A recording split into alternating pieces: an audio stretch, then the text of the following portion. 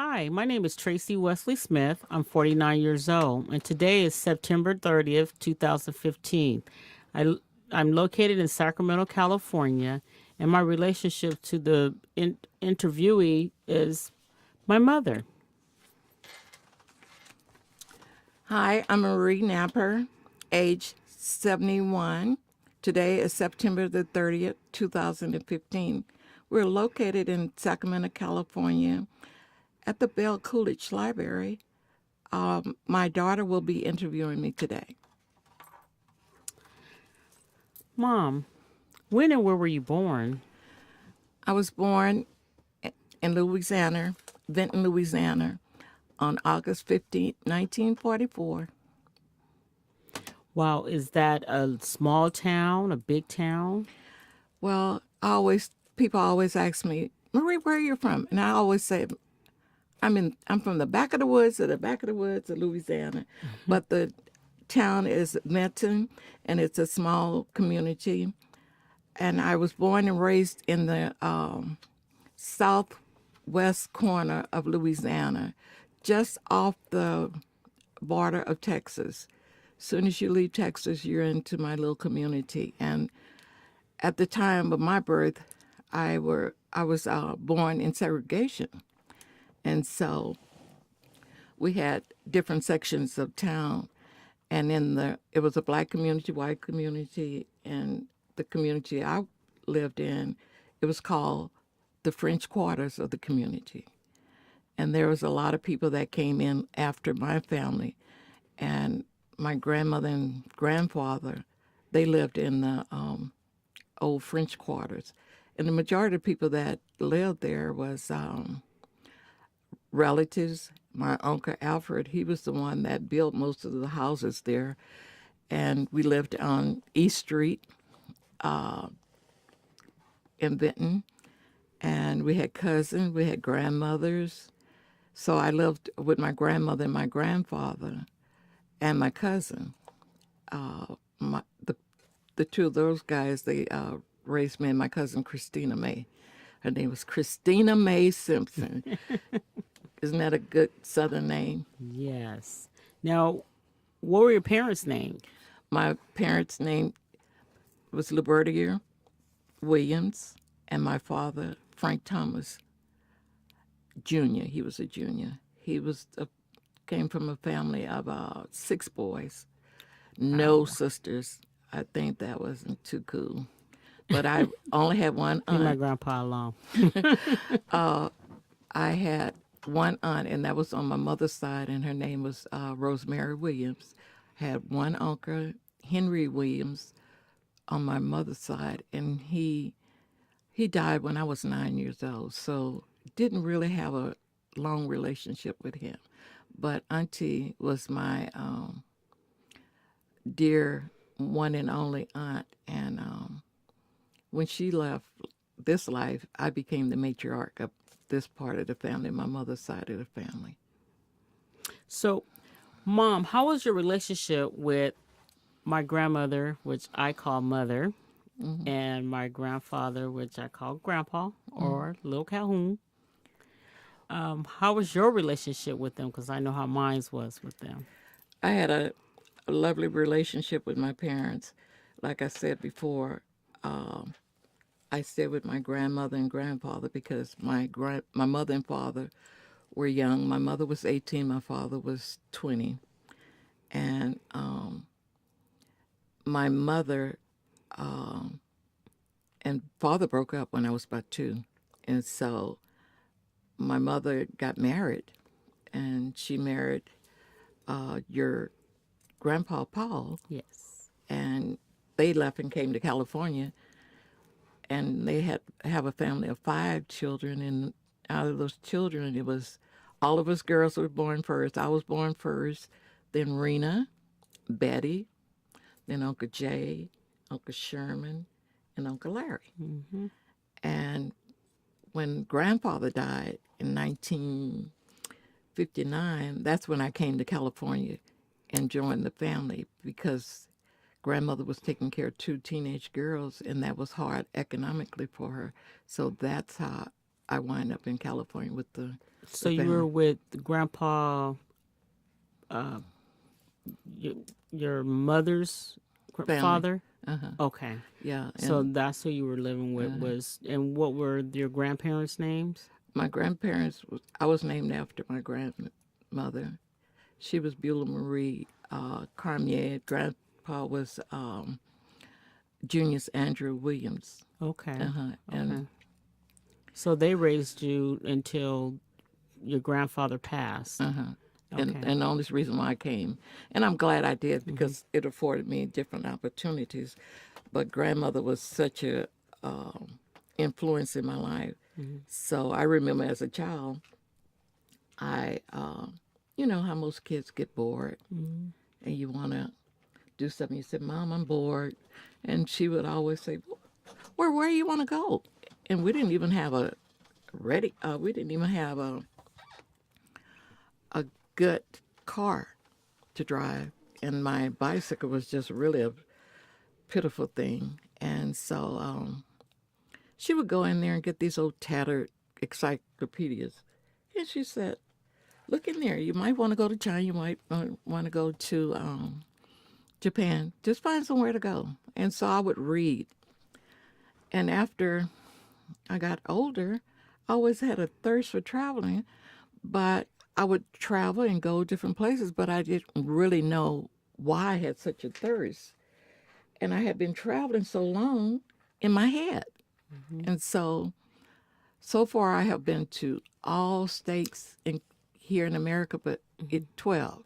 Okay. And then I started going to the Caribbeans, and then I started going to the Mexican Riviera and different places, quite a few of those places. Can I ask you a quick question just so I make sure I'm following you? So when you left your grandparents because your grandfather passed away, you moved to California and then you went to live with mother, which is my grandmother, Liberia. and Grandpa Paul and the 5 kids. Okay. So now that you're in California, what was that like transitioning from Louisiana to California? Culturally, Because you had the opportunity to read and travel in your mind, you live vicariously through the reading, but now you had the opportunity to actually travel to California, and that kind of started your venture into your later life traveling. What was it like in California once you were here? well, first of all, I had been to California before. Okay. Like in the summertime, I would come and visit. Grandmother would come. We would come on the train. Okay. So But when I came permanently, it was after grandfather died. okay. So I had some idea of what California was all about. Okay. So then you entered into schools and Yeah, I went to school in L.A. for a while, and then the family moved to Northern California. So I had only went to 1 year at Sac High. okay. So Is that your alma mater or school that you yeah, graduated from? yeah, Okay. yeah. So can I just ask you a question about the Los Angeles, the LA venture? When you were in LA, was the whole family living in Southern California, or this was just kind of When I lived, my mother was the way I got to Southern California. My mother was there for a while, okay? and my father, my biological father, lived there.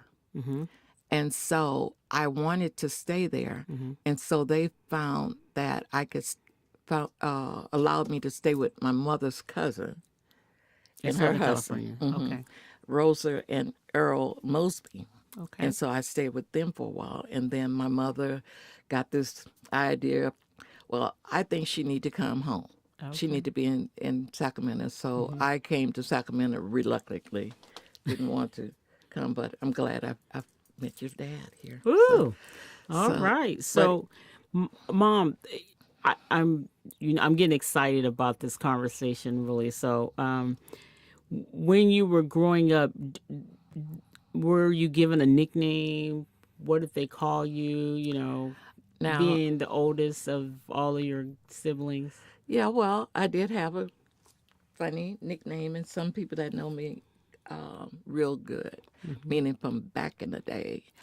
Uh, it's Woods. They abbreviated it, said Woods, but my Jamaican grandfather called me Woodsy Watsy, and whatever that means, I don't know. Is So that WOOD? I don't even know. I just spell it whatever way you See? whatever way you want to spell it, because I didn't even know the understanding of it. So, but I wanted to share more about the traveling portion because it became a important thing in my life, and so I wind up, after your father died and everything, I retired and had to retire early because of medical reasons. So I started traveling overseas, and I started going to Europe, enjoying Paris and different places. Right. But I'm still traveling and not understanding the thirst. Yeah. And so I had to backtrack and found out it's because grandmother, in her wisdom, she planted a seed in my mind, spirit, or whatever. And that's how I got the thirst for traveling. So far, I've been all over Europe, and I went to Egypt and South Africa. And so hopefully you'll go with me to Barcelona, Spain next year. That's the plan.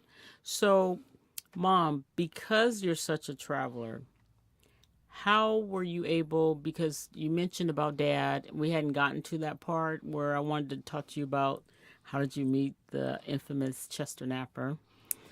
So, now that you're out of high school and you're becoming a young lady, did you go to college? Did you just work?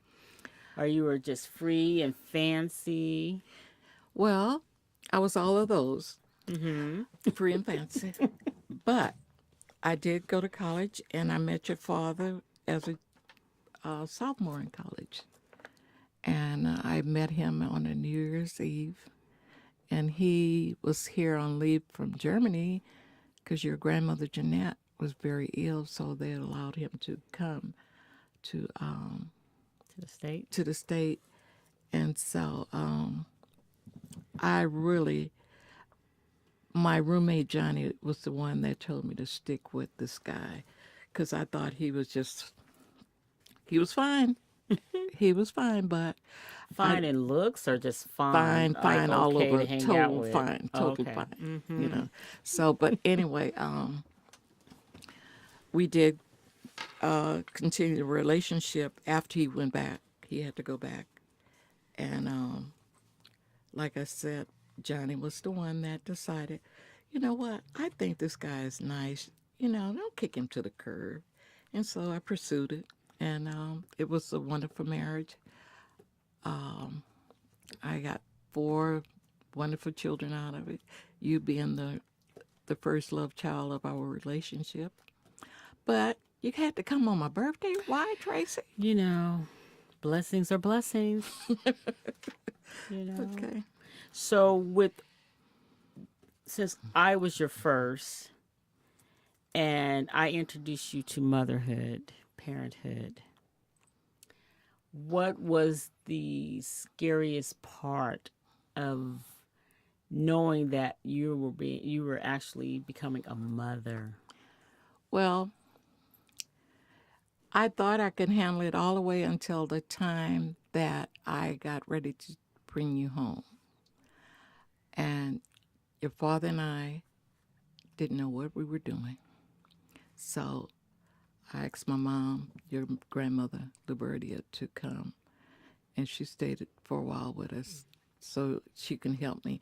But the only thing that was stressful to me around your birth was that I went into labor on the 13th and I didn't have you until the 15th, and I had a dry birth, because the water had broken. Right. But initially, when I went into the hospital, your dad was visiting his relatives in the Bay Area. I wanted to kill him. Wow. And I didn't know what was going on with my body, even though you read all the little manuals and all that kind of stuff, but you really don't know what's truly going on with your body. But then he came Yeah, Right on 'cause, time. well, you were hanging out for 2 days, so Yeah. everybody could have been on time, Mm-hmm. but otherwise, it was Yeah. good. I was, that was the nervous part of That it. was the nervous part. But instant fell in love. I mean, it's a love, Oh, unconditional love. ditto. I love you too. Oh. So now, Mom, you and my father, you're still in relations, and now you have 3 other children, and you have 3 girls. Wow. And you were deciding, like, oh my goodness, all these girls. So, what was your choice after that? Well, when Tony was born, your youngest sister, she was born in Atlanta, Georgia. And we just thought, oh my God, we just can't do this again. So what we did, the doctors and your dad and I decision not to have any more kids. So, you do the little surgery. So lo and behold, 2 years later, close to 3, I get pregnant for your brother, who is now 6'6". So so that lets you know that we weren't in control of anything. Absolutely. And I'm thankful to God that I have a son, and he's been an excellent son. So Yes. Do you remember how you chose our names, your children's well, names? let me tell you, Johnny helped me with your name, my roommate, first roommate. It didn't have anything to do with family ties or anything. So we thought, oh, Tracy's cute. Let's drop the Y and put the I. And then when Trinette came along, because your name was Tracy Jeanette Napper. Then when Trinette came along, sitting around, let's say Trinette. That's how we got it. And since we had all of these little nets, we decided when Tony came, okay, Tonette. How ridiculous. But that's how it came along. But the net is generated from my father's mom, which was Jeanette. Jeanette. That's wonderful. I love it. I love it. So after said and all done, because we have your cousin, Kendall Arnett, and then Kenya, Janet. So All I the guess we nets. started something. I don't know. Yes. So when you had all 4 of us, you and my father raising the 4 kids, how were you able to juggle all of the activities you had us in? You had me in ballet, I was in tap dancing, I was in piano lessons. I did so many things that most kids weren't able to have the privilege to do. You really integrated us into the community with a lot of different activities, but you didn't limit us, and you always pushed us to go further than we could ever even imagine. How did you manage that on your budget and being in the home? Well, I always think that, when you say budget, my grandmother and those guys always taught us to live beneath our means. And she always said, when you have a job, save 10% for yourself, give 10% to the Lord, and then live off of 80%. And she said, if you can't live off of 80%, then shame on you. And then, I just believe that whatever you put your mind to and whatever, and you find a way. You just find a way because, you have these wonderful souls and children that you have to develop and nurture and stuff. So you just find a way, Okay. That's all I can say with the help of God. Okay, so since Mom, I'm your oldest, and I was your first. Oh my goodness. If you had an opportunity to do it again, would you do anything different with me, raising me? No, I think I did a great job. I do too. I think I did a I do great job. too. Thank you. Uh, and the thing is, everything I did, I intended it for the right reason. Yes. And so even if I made some mistakes, not knowing it, I was doing it for the right reason. So Yeah. no, I'm thankful. I'm Me blessed. too. I am so. Okay. Well, I'm in awe right now. Just being able to just tap into your life. It makes my life make sense in so many different ways because being a parent myself, I'm able to see some of the things that I took from my childhood, and everything is coming to fruition on where I wanted to be and what kind of parent I wanted to be, because being able to see my parents love each other and show me what it's supposed to look like. Not a lot of people had that opportunity to say, hey, your mom and your dad were in the house and they actually loved each other and showed their children how to love each other and be respectful and care for each other. So I just want to say thank you, because being a parent myself and having a relationship raising my kids, my spouse never saw that. And so it's always been a challenge trying to demonstrate that to other people, because they don't know what love is supposed to look like, because they see it where it didn't look like my life. And I feel like I'm one of those privileged kids. Well, I'm And glad. I'm actually glad and proud yeah, that you're able to analyze it to that level, absolutely. because sometimes we just take it for granted that other people have the same thing, and you're acknowledging that you saw your spouse not having that, and you giving up yourself to give it to him at this state in his life, Yes. and the kids, and I was so thankful to God that you and your sisters, your sister Tony, opened up your hearts, and both of you guys adopted 3 kids out of the foster system. You Yes. adopted 3 boys, and your Yes. sister adopted 3 girls. So, I mean, that's a lot of love, Yes. And so, if I close my eyes today or tomorrow, I think I did well with you guys.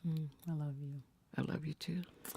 So you, when you say I adopted the 3 sons, I, that I had no, I didn't feel like I had an option. I felt like that's what I was supposed to do. Excuse me, I'm a little teary-eyed because I have grown children, a 30-year-old, a 25-year-old sons that are doing well. And I could have been done raising kids, and I didn't want to, because There's a there's need. so many kids that need to experience what I experienced. And I thank God that you're able to have a desire in your heart to give that to them, because there's a lot of times we can do it, but are we willing to give it?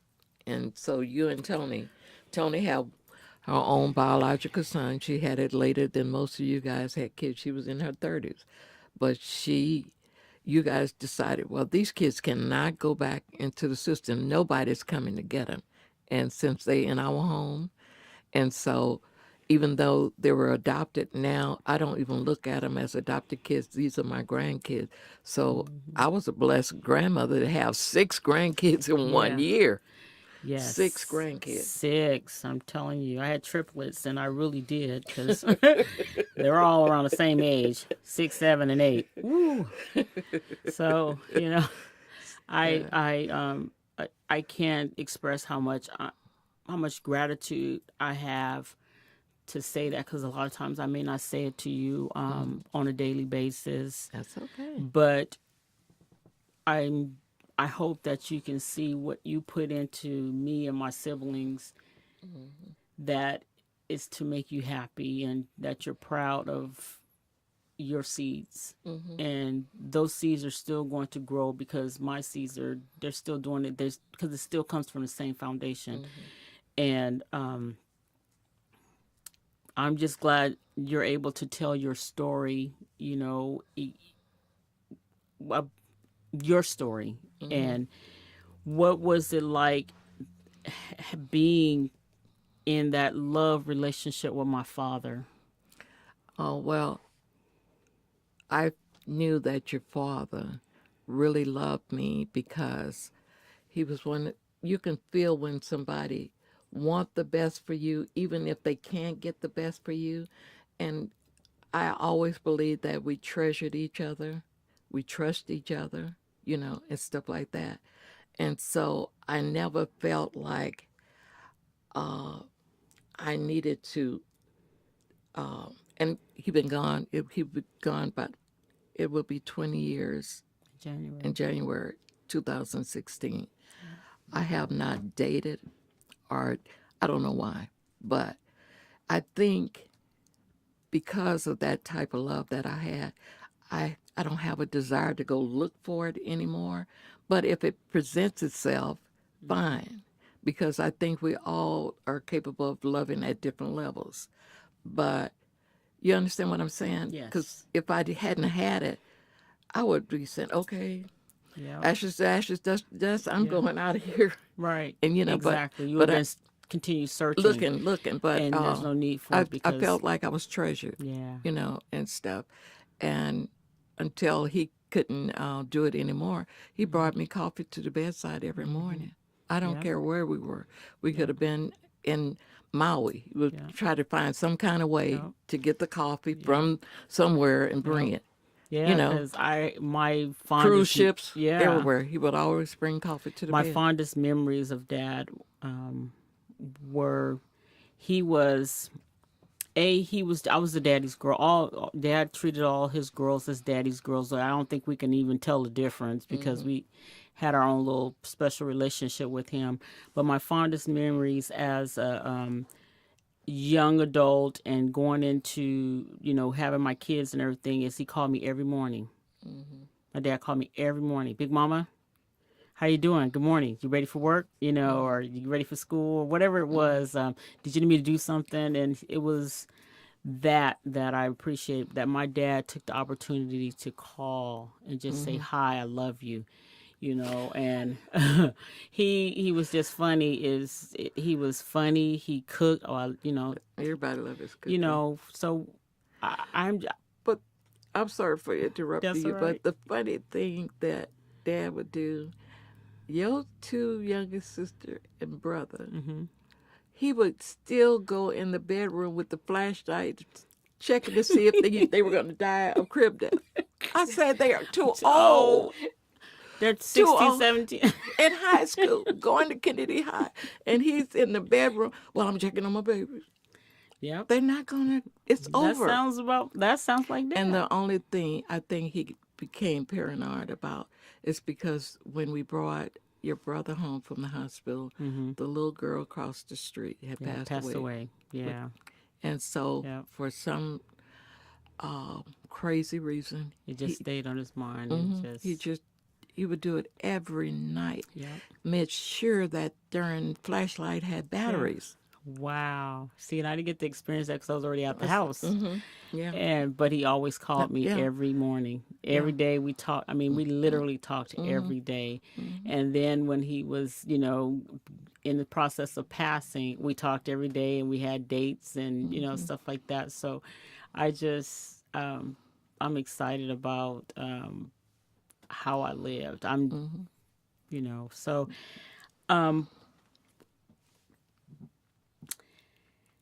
we talked about how you met my dad, but what did he really like to do when you guys went on vacation?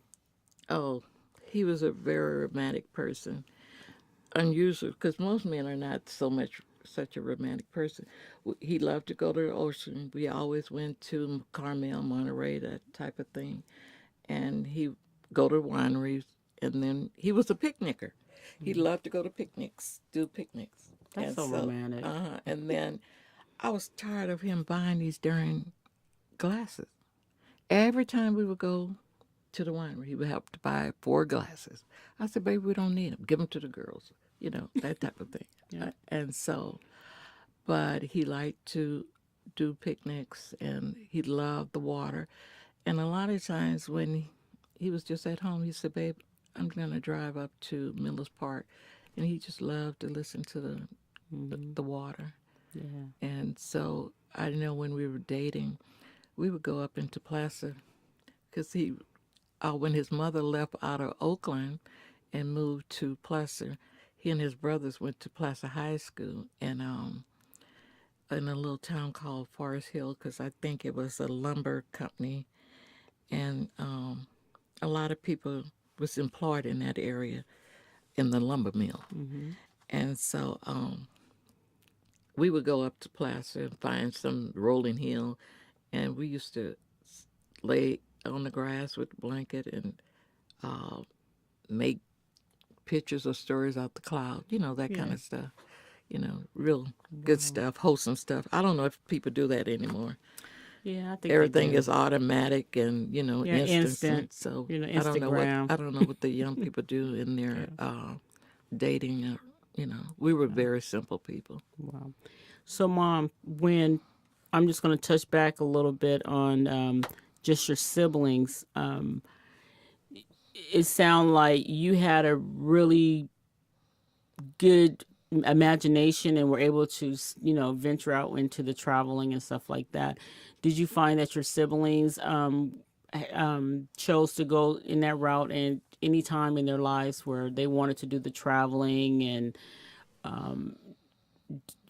do any community work that you do? Because you do a lot of community service. I hadn't touch on that, but you do a lot of community service. So, The do your oldest one siblings? out. The oldest one is I'm Betty, and she married military people, Okay. men. So she married her first husband, Uncle Merle, Mm-hmm. and he was Air Force policeman. And so they traveled some. And then, Uncle Ed, they lived in Japan and mostly in Asia, Okay. But the thing is, that tells you that, okay, I had 15, 16 years of a different environment than my sisters and Yes. brothers. Mm-hmm. So our life choices went in different directions, which they probably would have done anyway. Right. But my life experience at the early beginning was all the way different. Okay. And grandmother was the civil servant, Okay. meaning that she was a missionary woman. She did community service. And my mother would say to me all the time, she said, "Marie, you're my mother's child," because it was those learned behaviors that I was demonstrating. Wow. So, yeah. So, if there's anything that you would want to give to your kids in as far as wisdom, what would be the one thing that you would want your kids to carry throughout life? Okay, well, as you know, I love the Lord, and being a Christian, I would tell you just like grandmother would told me, the Bible is the roadmap to your life.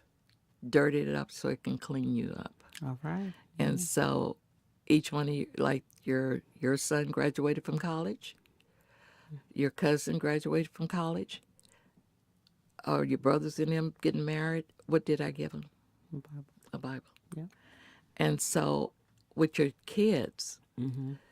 you make the kids know that you love them and don't doubt them. And, a lot of people say, "Well, Marie, you let your kids do this. They take your bank card and whatever else." And I have been sick, as you know. And so I had to depend on you guys. So I trust you until you give me a reason not to trust you. All right. And so when my father was here, only child for him, I had access to all kinds of money. But I can say today that while he was alive, I didn't touch one penny, not one penny. And I had access to that. Yes. And that's how I feel about you guys. I haven't seen anybody do anything. So you have to trust each other, love each other, and trust each other. But the key thing that, unless you choose to have a different faith than I, Right. then you know, and that's up to the individual. But my heart desire is for you to be a Christian. Okay. But if that's not what you want to do, you know, so Wow. yeah. Mom, this has really been good. We can sit down and, we have coffee and we're talking. Then there's a lot of other people interjecting their comments in our conversation. And this is really, this feels good for me to be able to do this. And it feels good because it's the truth. Yes. And sometimes you don't get a chance to talk to your parents and ask them questions about their lives because they're so busy being parents and we're so busy being kids and following directions and not following directions that we don't take the time and just smell the roses of life the and coffee. and the coffee and the coffee. And, But and it's that's just why good. Mom is writing a memoir right now. Yeah, So appreciate it. we'll be handing it to you guys for Thanksgiving or Christmas. I appreciate you'll have you. a copy I of love it. you. This has been a pleasure. Just a pleasure. Well, I'm glad we had the opportunity. But you know what? This is good because we talk anyway. Right. And you guys always been able to come to me about just about everything. I know half of you guys drove me crazy. You were the head of the crazy committee. Yes, yes, yes. I was one of those kids that always still had here. You were the black Cyndi Lauper. Yes. I'm okay with that. Haven't Torn changed. shoes, hair going all kinds of ways, different type of things. Oh my God, drove me crazy. Told me you were gonna change when you got to college. You wore my good clothes for 1 week, and then you were back at your crazy self again. Yes, ma'am. Nothing has changed much. I'm just older with it. I still have my little quirky Free little spirit, style. free spirit. But it was okay because you let me do that. Yeah. So that's the beauty of it. I wasn't molded into just one character. You allowed me to express myself, and everything had boundaries. If you do everything decent and in order, it was okay. Yeah. But at the time, being a first.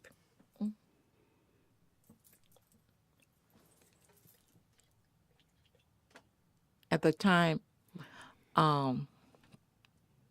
when I was letting you go through, when I was letting you go through your changes, I was paranoid because you were my first child. Yes, So, I did believe that. Well, Mom, I love you, and this has been really good for us. well, it was good for me too. Yes. So Thank you. thank you.